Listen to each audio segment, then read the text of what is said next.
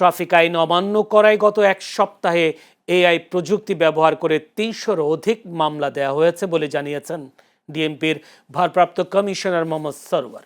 এই ব্যবস্থা পুরোপুরি চালু হলে প্রতিদিন ১,০০০-এর বেশি মামলা হবে বলে জানান তিনি। দুপুরে রাজধানীর এয়ারপোর্টে সৌর বিদ্যুৎ চালিত ট্রাফিক লাইট উদ্বোধন করতে গিয়ে এসব কথা বলেন মোহাম্মদ সরওয়ার। ডিএমপির ভারপ্রাপ্ত কমিশনার বলেন, ঢাকা শহরকে আধুনিকায়ন করার জন্যই এমন উদ্যোগ নেওয়া হয়েছে।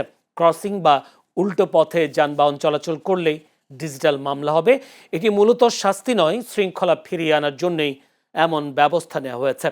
আপাতত ৮টি পয়েন্টে ট্রাফিক সিগন্যাল লাইট লাগানো হয়েছে জানিয়ে তিনি আরও বলেন, পর্যায়ক্রমে আরও ৩০টির বেশি পয়েন্টে এই ব্যবস্থা চালু করা হবে।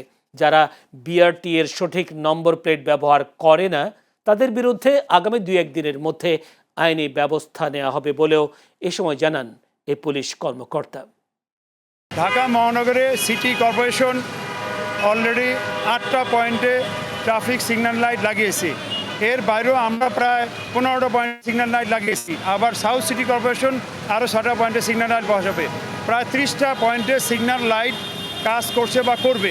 সকল ক্রসিংয়েই এই এআই ক্যামেরা পর্যায়ক্রমে বসানো হচ্ছে। অলরেডি অনেকগুলো পয়েন্টে বসানো হয়েছে। এই ক্রসিং